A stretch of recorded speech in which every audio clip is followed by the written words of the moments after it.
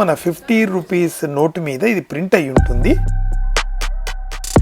తబలా ఉంది, ఇక్కడ చూడండి మృదంగం ఉంది, ఇక్కడ చూడండి. ఈ స్తంభాలను తాకితే వీణ, మృదంగం, తాళం. ఫస్ట్ చూస్తే నీళ్లు జంప్ చేసేది కప్ప. ఫేమస్ విఠల టెంపుల్ చేరుకున్నాము. దీన్నే విజయ విఠల టెంపుల్ అని కూడా అంటారు. కార్లు అక్కడ పార్కింగ్ చేసాము, ఎందుకంటే నాట్ అలౌడ్ టెంపుల్ దగ్గరికి. సో ఇక్కడ బ్యాటరీ ఆపరేటెడ్ ఎలక్ట్రిక్ వెహికల్స్ ఉన్నాయి. ఒక్కొక్కరికి 20 రూపీస్ టికెట్ తీసుకొని వాళ్ళు టెంపుల్ ఎంట్రన్స్ దాకా డ్రాప్ చేస్తారు. మళ్ళీ మనం టెంపుల్ అంతా చూసిన తర్వాత మళ్ళీ మనని ఇక్కడ పార్కింగ్ దగ్గర వదిలేస్తారు. ఇక్కడ ఏంటంటే చాలామంది నడుస్తూ వెళ్తున్నారు, బట్ థింగ్ ఈజ్ దీంట్లో వెళ్ళడమే బెటర్. బికాజ్ అది 3 కిలోమీటర్ల ఏరియా ఉంటుందట, అక్కడ నడిచేది కూడా ఎక్కువే ఉంటుంది. అందుకని కిడ్స్ కానీ కొంచెం ఏజ్ ఉన్న వాళ్ళు, ఓల్డ్ ఏజ్ వాళ్ళు దీంట్లో వెళ్ళిపోతే అక్కడ మనము టైం కొంచెం ఎక్కువ స్పెండ్ చేయొచ్చు. ఇక్కడ టెంపుల్ లాంటిది ఏదో ఉంది, కాకపోతే ఇలాంటివి మిస్ అవుతాం వెహికల్లో వెళ్తే.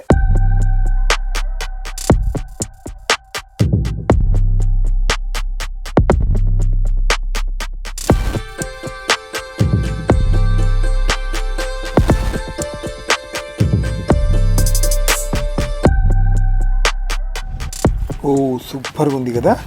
So we are entering in to the temple. 15th సెంచరీలో నిర్మించారనమాట. సో ఇందులో మెయిన్గా ఎంటర్ అవుతూనే రాతితో నిర్మించిన ఒక రథం కనిపిస్తుంది. ఈ రథమే చాలా ఫేమస్. మన 50 రూపీస్ నోటు మీద ఇది ప్రింట్ అయి ఉంటుంది.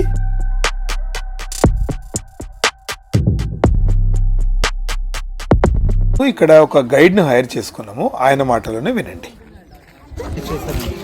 అంటే రాజా శ్రీకృష్ణదేవరాయలు 1513లో ఒరిస్సాలో కళింగ గజపతి గెలిచి వచ్చినప్పుడు సూర్యదేవులను చూసి కాపీ చేసినారు. లాగేది కాదు, లోపల పూజ జరుపుకుంటే భక్తుల కోరికలు నెరవేరుతుందని ఆ ఉండదు స్వామి చక్కెరలు మొత్తం రొటేట్ చేసినారు సార్.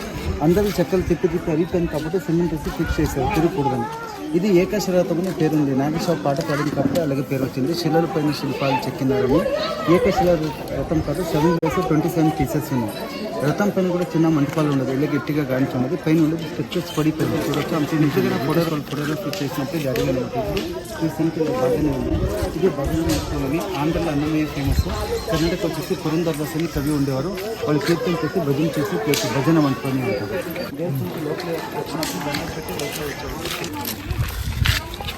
మీరు వచ్చినప్పుడు అట్లీస్ట్ స్తంభాలు ఏమి కనిపిస్తుంది కదా, అదన్నీ గుర్రల మీదకి మార్కెట్ అండి. ఇక్కడ చూడండి చైనీస్ వాళ్ళు ఉన్నారండి, కనిపిస్తారు కదా.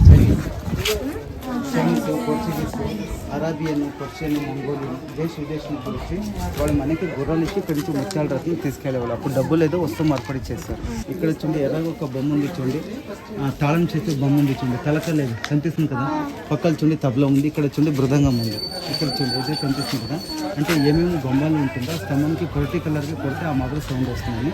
2008 వరకు అలౌడ్ ఉండదు, ఇప్పుడు అలౌడ్ లేదు, బంద్ చేస్తాను. ఎందుకంటే వచ్చే టూరిస్ట్ వాళ్ళు రానించి బీచ్ నుంచి కొట్టి క్రాక్ వచ్చింది కాబట్టి మన వాళ్ళు సపోర్ట్ కట్టింది పడిపోతుందని. సో మెడల్గా ఉన్నది మహామంటపం, నాట్య మంటపం అని. శ్రీకృష్ణదేవరాయ భార్య చిన్నమ్మదేవి గారు రాజనర్తి వాళ్ళు నాట్యం చేసినప్పుడు ఇక్కడ సంగీత వాయించేవారి స్తంభానికి. ప్రతి ఒక్క స్తంభానికి ఒక్కొక్క సౌండ్ వస్తుంది. 50 స్తంభాలు 50 మంది సంగీతం వాయిస్తే పైన సీలింగ్ పోయింది. సీలింగ్ క్లోజ్ ఉన్నప్పుడు సౌండ్ 1.5 కిలోమీటర్ సౌండ్ బయటకు వినిపించేది. సుల్తాన్ వాళ్ళు దండయాత్ర వచ్చేప్పుడు ఇక్కడ పెద్ద కట్టెలు వేసి కాల్ చేశారు కాబట్టి 6 months బర్న్ చేసినారు. దానికి ఎక్సెస్ ఆఫ్ హీట్ కానీ సీలింగ్ని పడిపోయింది లోపల రాని. ఆ లోపల రాణి నాట్యం చేసినప్పుడు పబ్లిక్ చూడకూడదని స్టోన్ మీద ఇక్కడ రింగ్ చేశారు. కనిపిస్తుంది స్టోన్ రింగ్స్ ఇక్కడ కర్టన్స్ పద్దాలు కర్టన్స్. సంగీత స్తంభాలను చెక్కిన శిల్పకారు నిజంగా ఎంత టాలెంట్ కదా. ఈ స్తంభాలను తాకితే వీణ, మృదంగం, తాళం లాంటి స్వరాలు వినిపిస్తాయి. రాళ్ళ నుంచి సంగీతం పుట్టించడం అంటే అసలు ఇంత గొప్ప వాళ్ళు వీళ్ళు. అదే చెల్లి కొండ ఉంది కదా, అమ్మని భక్తి కిష్కింద అని అంటారు. అది వైట్ రోడ్ ఉంది కదా, 570 మెట్లు ఎక్కేదానికి. నది అవతల ఉంది, అది కనిపిస్తుంది నమ్మలి. ఇది దేవస్థానం దీపాలు పెట్టడానికి జండి కార్తీక పండుగ దీపాలు పండుగ దీపం పెట్టడానికి. ఇది గాజుల మాత్రం డిజైన్ ఉంది మేడం. ఇది చూడండి కాల్పట్టీలు మాత్రం ఉంది ఇక్కడ, కాల్పట్టీ. ఇది కాల్పట్టీ చూడండి. గుజరాత్ ఫేమస్ అండి దాండియా. ఇక్కడ కోలాటం ఆడుకుంటుంది దాండియా. ఇక్కడ తోరణాలు కట్టడానికి, మల్లలు కట్టడానికి, టెంపుల్ డెకరేషన్ కోసం చేసింది. కోనార్క్ కట్టిన తర్వాత కట్టిరా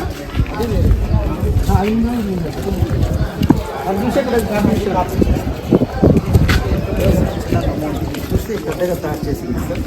ఇది శ్రీరాముడు ఉన్నారు ఇక్కడ కనిపిస్తారు, పక్కన శ్రీకృష్ణ ఉన్నారు. చెప్తాను అంటే స్తంభం మీద సౌండ్ వస్తుంది. ఏమో పెట్టారు లోపల తీసుకుంటే ఎవరో ఉంది. ఈ 2 స్తంభాలు వెళ్ళిపోతే చూసేచ్చు. 2 స్తంభాలు మిస్ అయింది, కనిపిస్తుందా? అంటే సౌండ్ ఎలాగ వస్తుందంటే ఇది హైట్, ఇది రెక్టాంగులర్గా ఉన్నాయి సార్. ఇది చూడండి రౌండ్ షేప్ ఉంది మేడం. ఇది హైట్ తగ్గింది, ఇది చూడండి హైట్ పెరిగింది. పైన స్తంభంతో బరువు పడుతుంది. సింగిల్ సౌండ్ ఉంటుంది కదా, వైబ్రేషన్ పాస్ అవుతుంది. దానికోసమే ఆ సౌండ్ వేరే వేరే వస్తుంది. చూడండి ఇది చూడండి, ఇక్కడ శ్రీకృష్ణుడు ఉన్నారు, కనిపిస్తారు శ్రీకృష్ణుడు. ఆపోజిట్గా చూడండి విఠలుడు ఉన్నారు, నడుము పైన చేపడుతున్నారు. ఎందుకంటే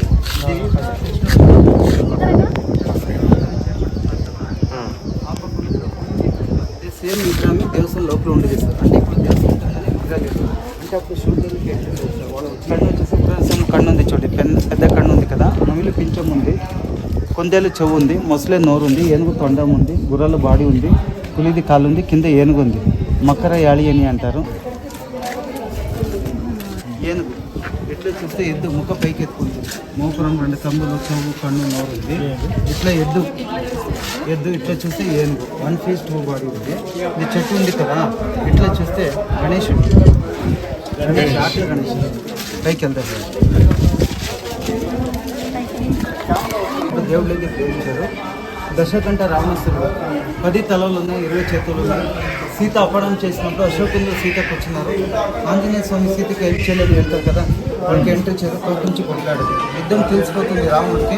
వాళ్ళ కొడుకు ఇంద్ర జిద్ది పంపిస్తారు. ఇక్కడ ఆ ఇంద్ర జిద్ది అనేది యుద్ధం జరుగుతుంది కదా, రాముడికి సింహాసనం లోకల్ సింహాసనం చేసి తర్వాత రావణ కోపం చేసి 1 పిక్చర్ 6 ఇమేజెస్. ఇది ఫస్ట్ చూస్తే నీళ్లు జంప్ చేసేది కప్ప.